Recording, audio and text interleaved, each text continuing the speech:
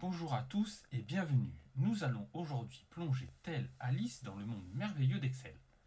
Aujourd'hui, nous allons voir les notations absolues et la copie intelligente. Dans le sommaire du cours aujourd'hui, on verra dans un premier temps la copie intelligente, puis l'utilisation du double dollar. Enfin, on verra l'utilisation du dollar suivant la ligne, l'utilisation du dollar suivant la colonne, et on terminera par la présentation du raccourci. La copie intelligente est une des fonctionnalités essentielles d'Excel et savoir la manipuler vous fera gagner énormément de temps.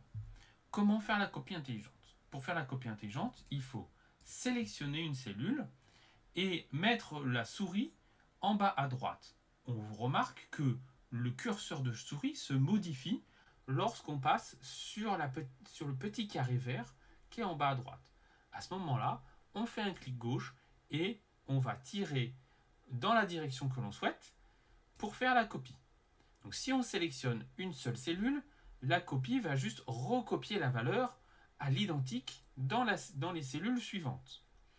En revanche, si on choisit plusieurs cellules, Excel va comprendre qu'il va devoir copier les valeurs, mais en incrémentant à chaque fois celle-ci de la valeur qu'il y a entre les deux valeurs des cellules. Donc par exemple ici, j'ai sélectionné 10 et 40.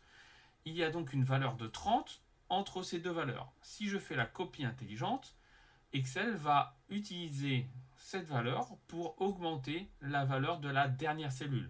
Donc ici, il va passer de 40 à 70. Donc il va aussi faire plus 30. Si on n'a pas d'une valeur de 1, il augmentera les valeurs à chaque fois de 1. Donc ça, c'est la copie intelligente sur les valeurs numériques. On a les copies intelligentes aussi sur le texte. Dans ce cas-là, il va donc recopier le texte, quel que soit donc le texte qui est sélectionné. Il ne fait que recopier, puisque là, il ne peut pas faire d'opération sur le texte. On peut aussi faire la copie intelligente sur des formules. Si ici, par exemple, j'écris la formule somme, donc j'écris la formule somme et je vais faire la copie intelligente de la somme. Là, dans ce cas-là, je sélectionne ma cellule, je la copie dans la cellule d'en dessous. Excel va savoir qu'en fait, il va devoir modifier la formule pour l'adapter aux données suivantes dans la copie. Donc là, ici, si je regarde, on voit bien les cellules qui sont en bleu, qui ont été choisies ici. Et donc, la somme a été modifiée pour correspondre à la ligne où elle a été écrite. Donc ça, c'est très utile pour gagner du temps et produire rapidement des feuilles Excel. Toutefois, ce n'est pas forcément un comportement que l'on souhaite tout le temps. La copie intelligente est pratique, mais dans certains cas, on veut justement éviter qu'il y ait ce comportement. Par exemple, si là je veux faire toujours la somme de ces valeurs-là, mais que je souhaite augmenter la somme de la valeur qui se trouve ici en C5. Je veux que cette augmentation soit la même pour tous mes calculs, qu'elle ne change pas. Si je fais la copie intelligente, justement, quand je copie ici, qu'est-ce que l'on voit? On voit que on a bien en bleu ici les valeurs dans la somme qui ont été modifiées, et ça c'est un comportement que l'on souhaite.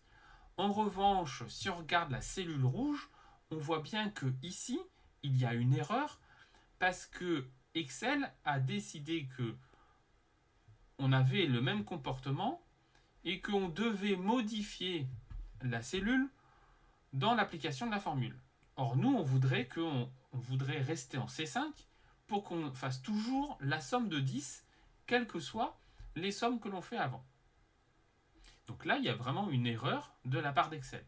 Il va falloir lui donner des indications pour le corriger. Comment allons-nous indiquer à Excel qu'il ne faut justement pas aller modifier la cellule qui est rouge?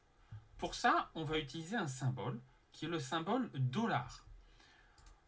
On va mettre donc les dollars devant le C, donc le numéro de la colonne, et devant le numéro de la ligne. En faisant ça, on va indiquer à Excel surtout ne touche pas à cette cellule-là. Donc là, si je fais la copie intelligente, cette fois-ci, on obtient bien 160, puis ce qui est la réponse attendue. Et si on regarde les différentes couleurs des cellules, on a bien les cellules qui sont en bleu qui ont été modifiées par Excel, c'est le comportement que l'on souhaite. Et en revanche, la cellule rouge, elle n'a pas été modifiée. Elle est bien restée au même endroit. Contrairement à tout à l'heure, où si on n'avait pas utilisé les dollars, la cellule rouge aurait été déplacée en ayant le même comportement donc, que les cellules bleues. Donc l'utilisation du dollar va nous donner en fait une notation absolue des références des cellules. Donc ce n'est plus une notation relative. Donc comme ça, on fixe notre cellule. Toutefois, il n'est pas forcément nécessaire de fixer, donc d'utiliser le double dollar pour fixer toute la cellule. Dans le cas qui nous intéresse ici, nous faisons une copie intelligente, mais d'une ligne vers une autre ligne. Donc ce qu'a tendance à modifier Excel, ça va être les numéros de ligne. Il ne va pas toucher au numéro des colonnes. Donc on n'est pas obligé de mettre le dollar devant le numéro de la colonne pour empêcher Excel de le modifier. On a juste ici à mettre le dollar seulement devant le numéro de la ligne. Donc si on fait ça et qu'on refait ici la copie intelligente, on voit bien qu'on a le résultat escompté. Les cellules bleues ont bien été modifiées et la cellule rouge est bien restée la même. Donc on a le même comportement en ayant utilisé qu'un seul dollar devant le numéro de la ligne. On a exactement la même considération si cette fois-ci on va faire la copie intelligente non plus d'une ligne vers une autre ligne, mais d'une colonne vers une colonne. Donc là ici, au lieu de mettre les doubles dollars autour du numéro de la ligne et du numéro de la colonne, on va pouvoir mettre ici le dollar que devant le numéro de la colonne. Puisque ici, on fait donc une copie intelligente qui va être d'une colonne vers une autre colonne. Donc si on prend l'exemple ici, donc on a bien 50 qui sont les valeurs ici, plus 10, 60, et on fait la copie ici. Donc là on obtient 80, ce qui correspond bien ici aux cellules en bleu dont on fait la somme. Et ça, on a le bon comportement au niveau d'Excel.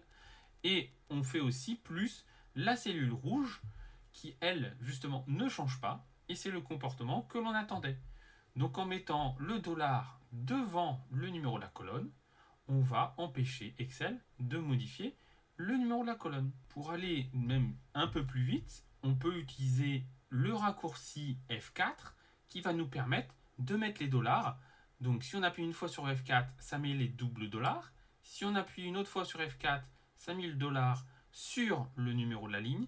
Si on met encore une fois F4, ça met le dollar sur le numéro de la colonne. Et si on appuie sur F4, ça enlève complètement le dollar. Merci d'avoir suivi ce cours d'Excel sur la notation absolue et la copie intelligente. Si vous avez des questions ou des remarques constructives, vous pouvez laisser un commentaire. À bientôt dans le monde merveilleux d'Excel.